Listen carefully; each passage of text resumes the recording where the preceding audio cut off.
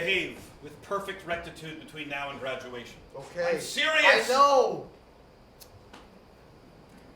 Carl is 1 inch from throwing you out. God, I hate him. He's a good man. He doesn't try to understand anybody. You're mistaken. Looks at me like I'm disgusting. That's not accurate. Yeah, have you talked to him about me? Of course. What's he say? He's impressed that Louise likes you. His wife? He values her opinion very highly. I didn't think she liked me. She does. Why? No accounting for taste. What? Joke. Oh.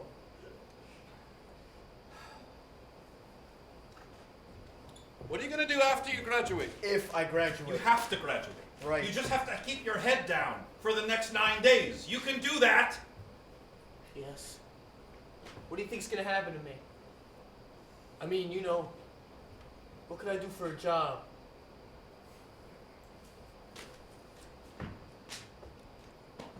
You might become a social thinker,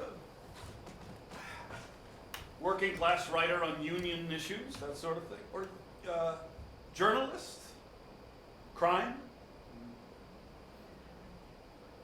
Why not a man of letters?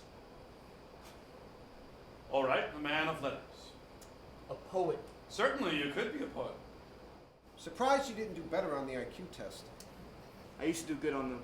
Well. Excuse me? You used to do well on them. Right, I used to do well on IQ tests. I think IQ tests make me nervous now. Why is that? I see how the questions could have a lot of different answers, and the answer choices never seem to include something I can completely agree with, so it makes me feel like something's wrong. My brother Tom loved taking IQ tests. He's older than me. And what's he doing now? Vietnam? You proud of him? Sure. Well, the way I figure your credits, it looks like you can go into junior year. I can? Barely, but yes.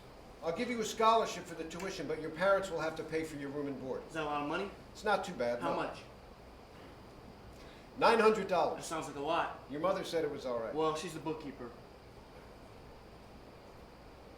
Why would you give me a scholarship? I flunked everything.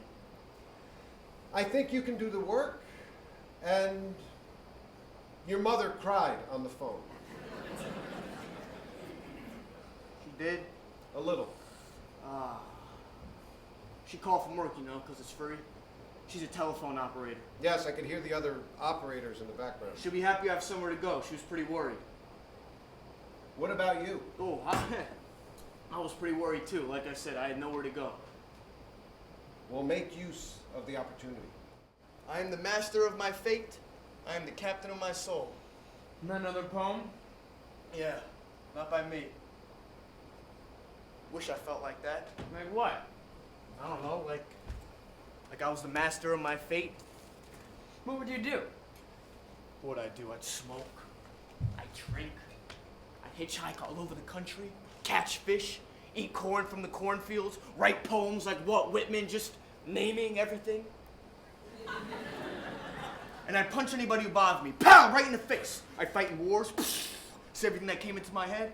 I'd travel through time, too. Meet all the geniuses. Wouldn't that be cool? Yeah, it's impossible, though. It's a prison to think things are impossible. I'd like to meet Sir Isaac Newton. He'd be good. And Beethoven. And Pablo Picasso. Yeah, no. You don't need a time machine to meet Picasso. He's still alive. No. Yeah. No, he must be dead a long time. No, his picture's in the paper on Thanksgiving. For what? For just still being alive, I guess. And I like that, too. I want to be super old and famous. Like in a Chinese robe and sunglasses. Why couldn't you pass a Cardinal Spellman? Were you stupid then and smart now? No, I was always smart. Cardinal Spellman was stupid. I just couldn't do it. I just couldn't listen to them. Who? The teachers. Why not? It was just so boring. It was depressing. I felt like I was going crazy. I wrote stuff. I thought it was good, but I got in trouble for that. So I stopped showing them anything and I just read all the time. But I didn't read what they told me to read, so that was a problem. They sent me to a psychologist. Anyway, here, Mr. Hoffman, when I talked about books, when I wrote stuff, he thought it was good. And he thought I was good. Was he right? You don't think I'm good? Convince me otherwise.